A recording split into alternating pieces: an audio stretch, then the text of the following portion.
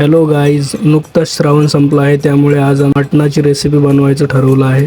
तरी त्यासाठी मटण व्यवस्थित धुवून घ्यायचं आहे. 2-3 पाण्याने धुतलं तरी चालेल. लिंबाने धुतल्यामुळे मटणामधील जो उग्र वास आहे तो पूर्णपणे नाहीसा होतो. मटण व्यवस्थित धुवून घेतल्यानंतर त्यात मीठ, हळद आणि धना पावडर देऊन प्रथम मॅरिनेशन करून मटणाच्या उकडीसाठी एक छोटा कांदा, छोटी अद्रक आणि थोडीशी कोथिंबीर घ्यायची. मटणाची उकड शिजवण्यासाठी एका कुकरमध्ये 2-3 पळी तेल टाकायचं सुरुवातीला आणि त्याच्यामध्ये कांदा टाकायचा.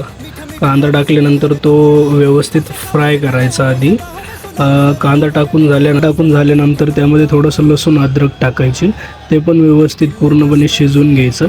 त्यानंतर मॅरिनेट केलेलं मटण त्यामध्ये घालायचं आहे आणि थोडंसं ते मटणाचं उरलेलं पाणी पण टाकायचं त्यामध्ये. मटण व्यवस्थित तेलामध्ये फ्राय करायचं आहे. मग त्याच्यामध्ये थोडीशी कोथिंबीर घालायची. कोथिंबीर घातल्यानंतर आणखीन थोडंसं फ्राय करून घ्यायचं. मग कुकरवर एक छोटी प्लेट ठेवायची पाणी गरम करण्यासाठी.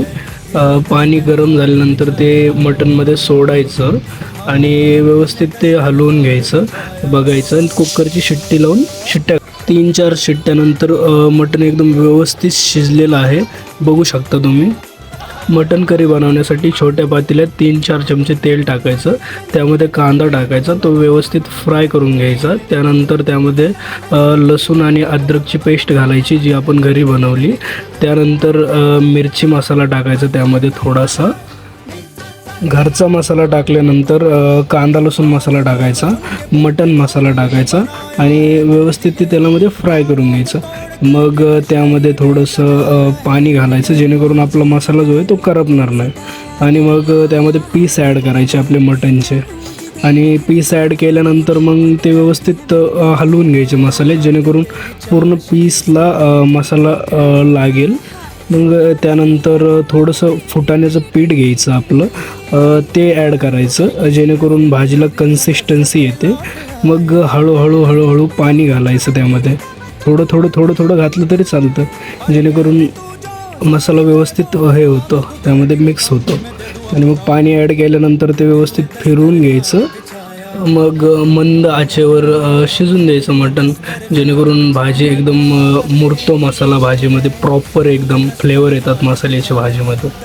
मग त्यामध्ये थोडासा गरम मसाला ॲड करायचा, जेणेकरून भाजी आणखीनच चांगली लागते. गरम मसाला टाकल्यानंतर थोडीशी वरतून जी आहे ती कोथिंबीर टाकायची. कोथिंबीरीने चांगलं म्हणजे वास सुटतो भाजीचा, एकदम व्यवस्थित मस्त अशी होते. कोथिंबीर टाकल्यानंतर मंद आचेवर 4-5 मिनिट शिजून द्यायची भाजी व्यवस्थित अशी एकदम. त्यानंतर रेडी आहे आपली मटण करी. भाकरीसोबत दणकवायची मग.